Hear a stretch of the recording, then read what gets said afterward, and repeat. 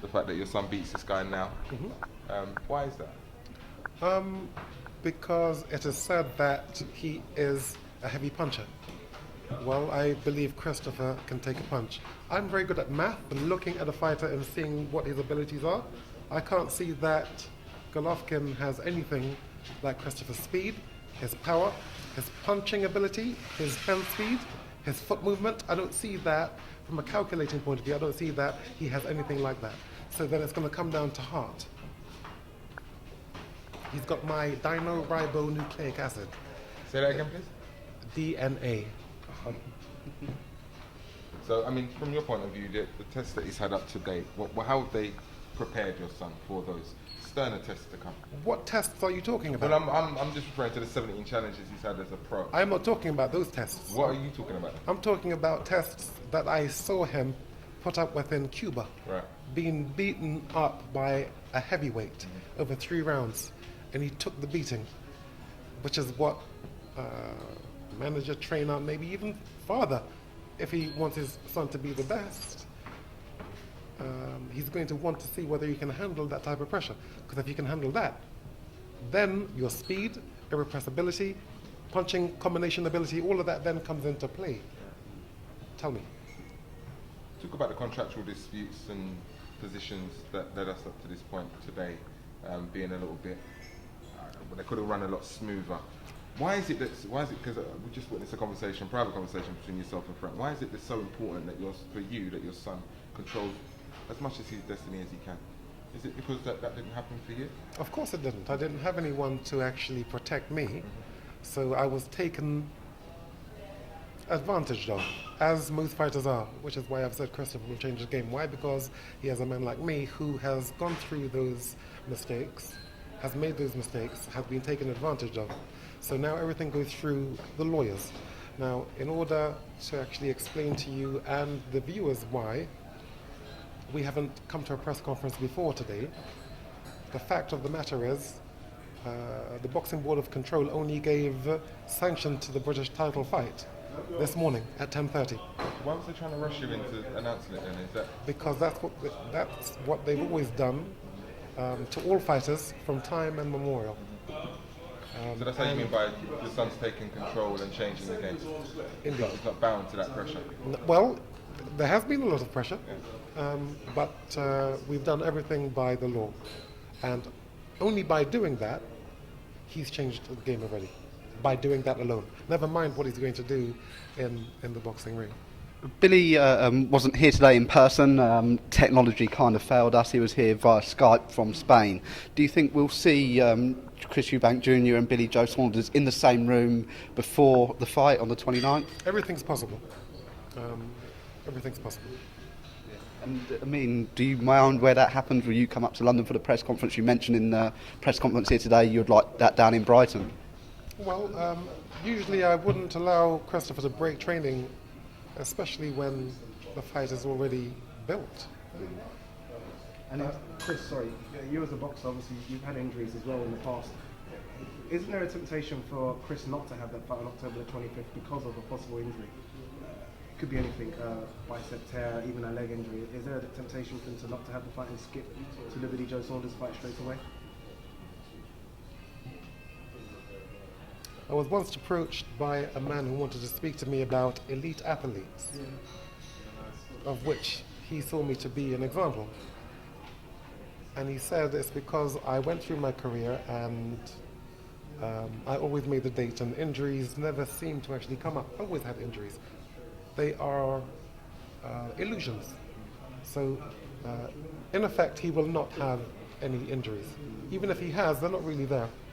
When a referee says box, everything disappears, and then you have peace of mind to what you've been practicing. So you then start working on autopilot. So injuries, that's not going to happen. This is just a frame of mind. What do you make of Billy Joe's repeated assertion that he's going to retire if he loses to Christian? Do you think that's real? I just ask him because I can't imagine a contract negotiation going on without the champion having a rematch clause in there. It's unfortunate because he shouldn't say this. This is, nobody wants him to retire. I mean, if he should lose, why should he retire? But he should never put that pressure on himself. So foolishness? Well, You it's wouldn't. folly. No, I wouldn't advise that you talk like that. I mean, remember that a fighter I fought some time ago spoke that way, and it's not sensible. Give me your views and opinions on the middleweight scene as you see it globally. I mean, you've already talked about Golovkin, but just looking at some of those who are coming up, maybe in your son's position, maybe a step or two ahead of yourself. Great Britain is going to be represented by Junior.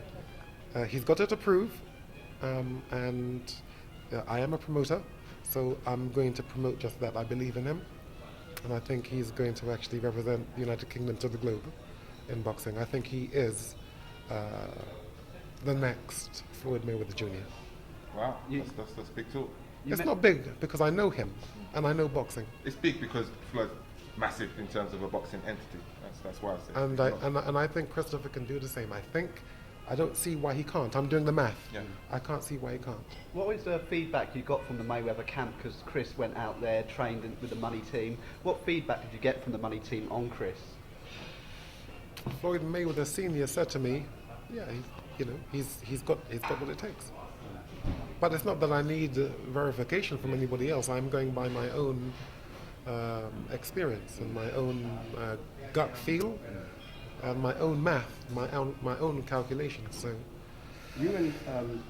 Final question here as well, Chris. You and Christopher Jr. obviously are very much in control of your career and where you are. Are you looking at now in terms of Chris 17 fights in? Are you kind of where you wanted to be in terms of next opposition, in terms of level of opponent? I would have preferred for him to have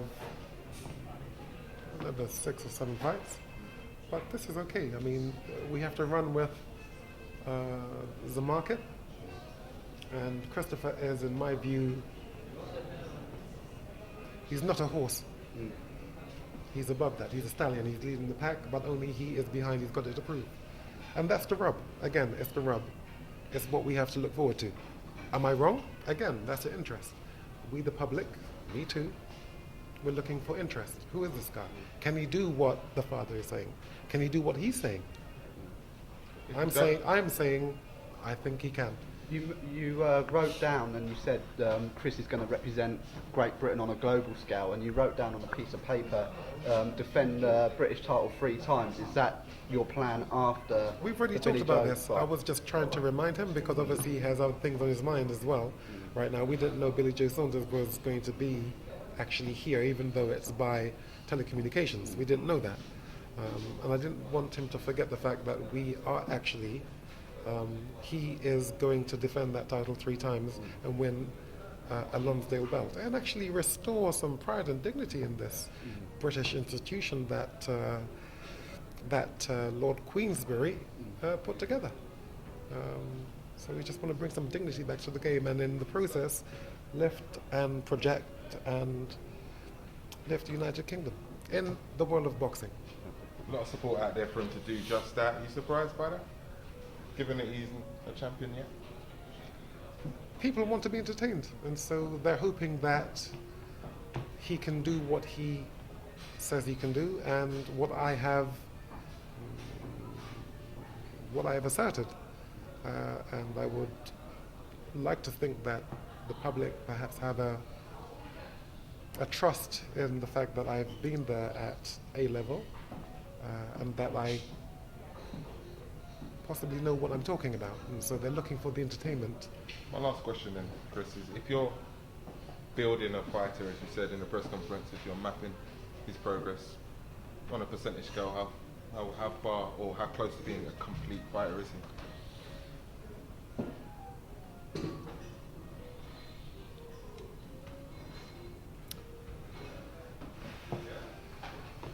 He has, in my view, the irrepressibility of a young Roberto Duran, the fearlessness and walk-down ability of a young James Toney.